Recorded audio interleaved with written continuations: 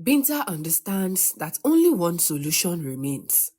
She must force the Jengu into complete consciousness of her actions by presenting an impossible choice that cuts through psychological chaos like blade through cloth. Using the mystical communications device, Binta projects a single, clear ultimatum directly into Ndoli's fractured mind.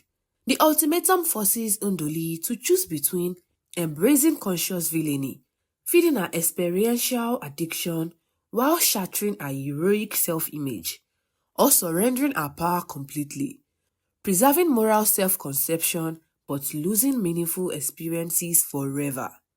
For agonizing moments, Ndoli reads between impossible alternatives. Accepting powerlessness would preserve her heroic self-image, but condemn her to mundane existence without global recognition. Ndoli's experiential addiction has become so complete that she literally cannot exist without creating dramatic situations to resolve. Her supernatural nature has evolved to require constant crisis generation for basic psychological stability. The internal conflict tears at her supernatural essence like competing winds. As she struggles with the decision, her power continues fluctuating widely. It makes Kiso's life force drain faster, then slower, sometimes reversing completely before resuming extraction. Ethan begins convulsing continuously on the shrine platform. Reports of global disasters multiply exponentially as her indecision amplifies the chaos. The choice becomes clear to Ndoli as she watches Kiso's breathing become barely perceptible, sees Etham's small body racked with continuous seizures. Her addiction to meaningful experiences was against the undeniable reality of what she's become. Finally, in a moment of clarity that cuts through the chaos of her mental collapse, Ndoli makes her decision. She chooses powerlessness over conscious villainy, moral preservation over experiential satisfaction. The words carry weight like falling stones when she whispers them.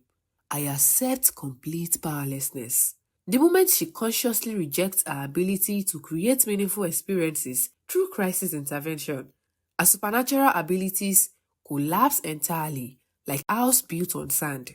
The golden life force streams stop flowing from Keso's body. The mystical communications device crumbles to ordinary wood and metal.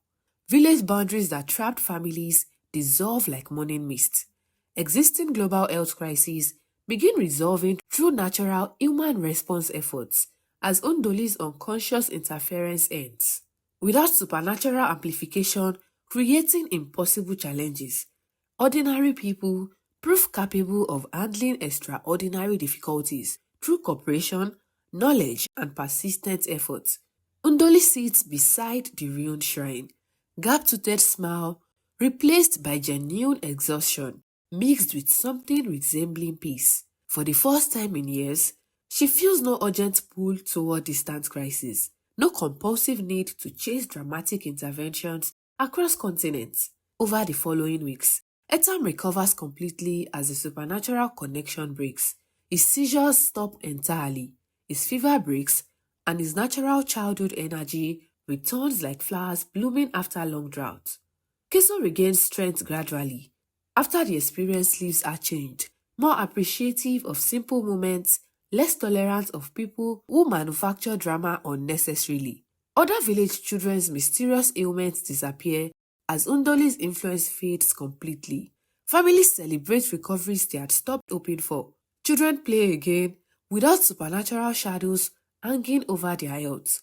Ndoli, stripped of supernatural abilities, must learn mundane skills she had forgotten during her years of global intervention, listening to people's actual problems instead of projecting dramatic interpretations onto routine concerns, offering basic herbal remedies that work slowly through natural processes rather than spectacular mystical healing, providing emotional comfort without expecting recognition or dramatic outcomes.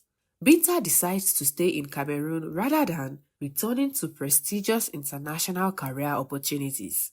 She helps establish a village clinic that combines traditional wisdom with modern medicine, finding satisfaction in consistent local impact rather than glamorous distant projects.